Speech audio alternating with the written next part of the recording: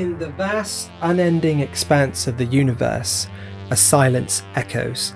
A silence so profound it beckons us to question our place among the stars. Today, we venture into the depths of cosmic mysteries that have puzzled minds greater than ours. We stand at the precipice of the unknown, staring into the abyss of space and time. This is your invitation to journey through the enigmas of the Fermi Paradox, the Dark Forest, the Great Filter, and the Double Slit Experiment. The universe calls us. It calls all of us, James. Indeed it does, Wilfred. The cosmos whispers, but does anyone or anything whisper back? Let's find out.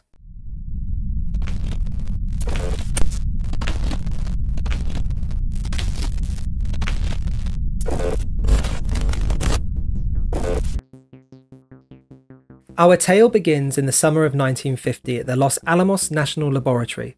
A casual lunch conversation turned to extraterrestrial life. Enrico Fermi, a brilliant mind in nuclear physics, posed a simple yet perplexing question. Where is everybody? And thus, the Fermi Paradox was born, a paradox highlighting the contradiction between the high probability of extraterrestrial life and the stark lack of evidence for or contact with such civilizations. A cosmic conundrum indeed. As we gaze upon the billions of stars, each potentially orbited by habitable planets, the silence from the cosmos is deafening.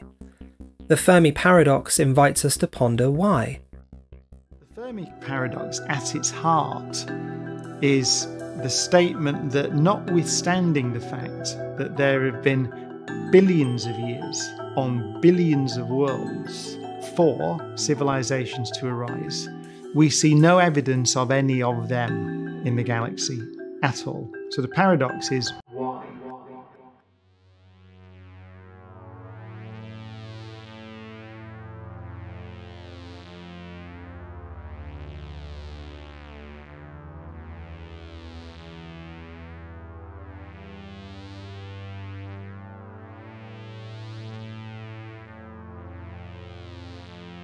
Our narrative deepens as we enter the realms of the Dark Forest, a theory proposed by Leo Shishkin in the science fiction trilogy known as the Three-Body Problem.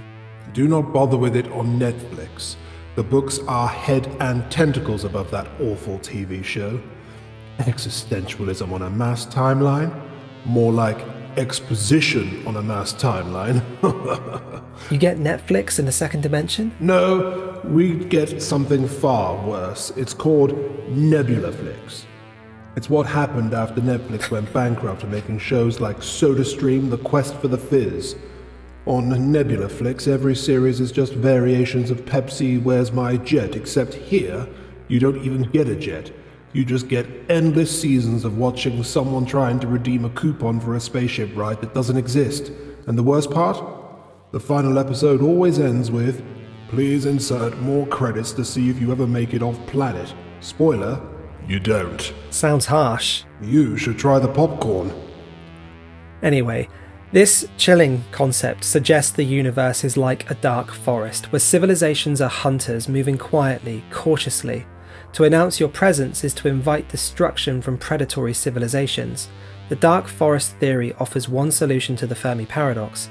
Silence is survival. A cosmic game of hide and seek. Precisely. And lurking within this cosmic game is the Great Filter, a hypothesis attempting to explain the paradox. The Great Filter suggests there are stages in the development of life that are incredibly hard to surpass. From the emergence of life to the leap into becoming a spacefaring civilization, any of these steps could be insurmountably difficult, explaining why the universe isn't buzzing with alien activity at all. Start out at the beginning and they meet the filter of can they evolve life? Most of them can't. Some can. Of those, they meet the filter, can they evolve complex multicellular life, organisms like we are? Of those, they go to the filter, can they create a civilization like we are now? But then past us, there's the filter, can they go on to colonize the universe? And the important data point is out of the 10 to the 18 at least planets we can see, none have succeeded so far. So there must be a huge filter, a huge set of obstacles between where we were and where we might hope to become. So we might be pioneers, or we might be alone in the aftermath. It's an unsettling thought. The Great Filter raises a haunting question. If we haven't encountered it yet, what trials lay ahead for humanity? And are we on the brink of discovering something marvelous or something menacing? The universe is a dark forest. Every civilization is an armed hunter stalking through the trees like a ghost, gently pushing aside branches that block the path and trying to tread without sound. Even breathing is done with care. Cixin Liu. The Fermi Paradox, the Dark Forest, and the Great Filter weave together a tapestry of cosmic intrigue. They force us to confront our fears, our hopes, and the profound mystery of our existence. Are we alone in the universe because life is an unparalleled rarity, or because the universe is a place of unspeakable dangers? Or perhaps, James, the answer lies within us, our actions, our choices, and our future. Indeed, Wilfred. As we sail the cosmic ocean, these theories serve as navigational stars guiding us through the night. They remind us of our fragility, our curiosity, and the unyielding desire to understand the universe and our place within it. The mysteries of the Fermi Paradox, the Dark Forest, and the Great Filter challenge us to explore, to question, and to dream, but they also caution us. As we reach out to the dark, we must tread carefully, mindful of the shadows that lurk between the stars. So let us entertain another theory. This is something I have been thinking about non-stop since finishing the Three Body Problem book series, and unlike the Three Body Problem that whispers from the shadows of our understanding, suggesting a cosmic intervention in our perception of reality, this, imagine if you will, a galaxy teeming with life, a vibrant cosmos where civilizations flourish among the stars, flourish in peace and prosperity, yet from our vantage point all appears silent, all appears empty. Well, why? Well, according to this theory, highly intelligent extraterrestrial beings have deemed us too aggressive, too unpredictable. They veil our eyes from the bustling galaxy, choosing isolation over conflict. A galactic quarantine, then? Exactly, Wilfred. A cosmic containment protocol implemented not through barriers or blockades, but through the manipulation of reality itself. This brings us to the enigmatic Double Slit Experiment, a cornerstone of quantum mechanics, demonstrating that particles behave differently when they're observed. Now, some speculate that this experiment hints at the fabric of reality being more malleable, more responsive to consciousness than we ever imagined. But think about it. Photons change their position. They go erratic when we're not looking at them, yet they go fixed when we do. It's like someone is trying to stop us from seeing what's real. The photons are presenting to us some kind of fake reality. And that's when things get really weird. When scientists used a measuring device to observe the slit that each photon passed through, the interference pattern disappeared, and the photons started behaving like particles. Instead of the spectrum of light and dark bands, we see two bright bands, indicating that the photons chose one slit or the other. So light can display characteristics of both particles and waves, known as wave-particle duality. It appears that light decides to behave as a wave when it's not being watched, and acts like a particle when it is being measured. The mere act of observing which slit it went through changed the behavior of the photons, almost as if they were aware they were being watched. It's kind of like how in a video game, the environment and objects only load when the player focuses on or interacts with them. The entire world isn't rendered all at once, allowing the game to save processing power and optimize resources. Likewise, light seems to behave like waves, but when we observe it, it's as if we're loading its properties, causing it to change and act like particles. So could it be that these ultra highly intelligent entities have harnessed this quirk of quantum mechanics to obscure the true nature of our universe? Maybe it is proof of our imprisonment, the quantum bars of our jail cell. Perhaps the famous WOW signal captured at the Big Ear telescope in Puerto Rico was a momentary blip, a little cut or an error we saw for just a fraction of a moment. Perhaps it explains the strange light behaviours of Tabby's star, or the fast radio bursts, FRBs, that baffle scientists to this very day. If we are being blanketed by an outside force, the question is why? Over the years, world peace has become a laughable goal. I remember as a child thinking that we might one day have it, but then there was Bosnia, Rwanda, the Congo, civil war in so many nations, invasions, religious infighting, and terrorism.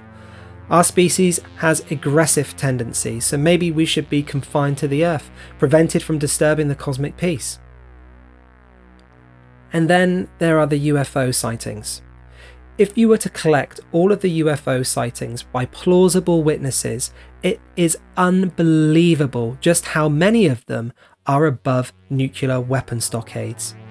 The men also claimed that these 1964 aerial sightings occurred nearly simultaneously with the spontaneous immobilizing of the base's nuclear intercontinental ballistic missiles, suggesting that whatever or whoever was up there successfully disabled the ICBMs from above.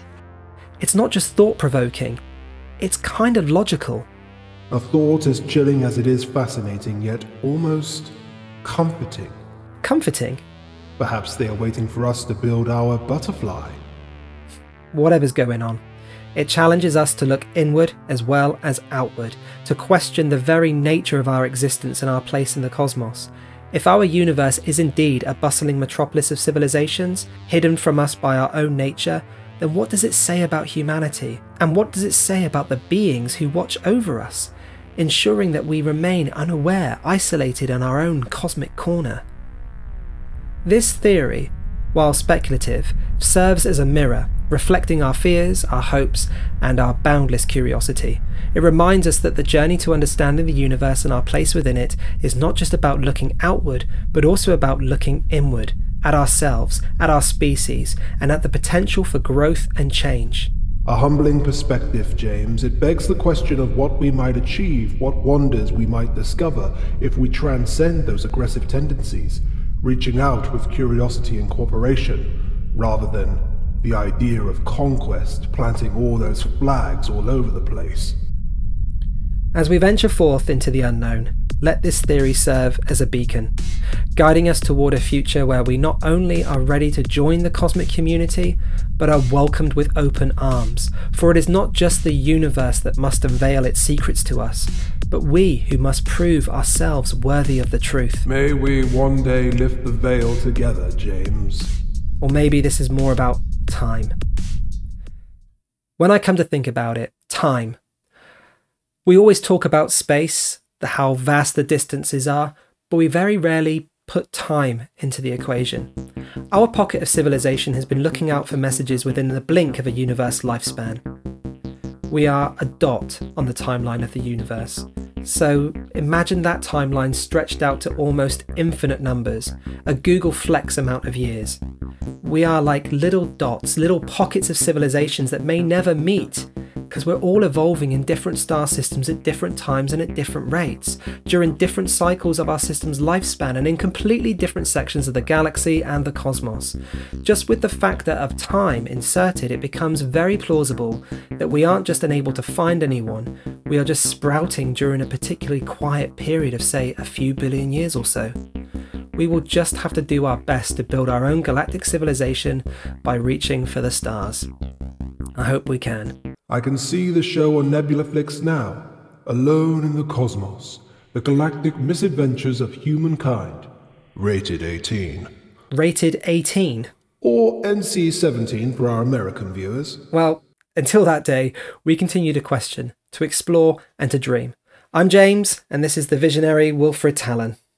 In pursuit of a universe unveiled. Thank you for joining us on this journey through the cosmos and the realms of possibility. Remember, the future isn't just about the mysteries we solve, but it's about the journey we take and the beings we aspire to become. Neo-human, like me. So stay curious, stay thoughtful, and keep dreaming of the stars. If you would like to support the channel, I have a small Patreon going on, and it would be really awesome if you were to come on board and help us build this community. Don't forget to like, comment, share, and subscribe, Profundiums. Exactly. SS to the mushy, and know that all of you are epic and rad. See you next time.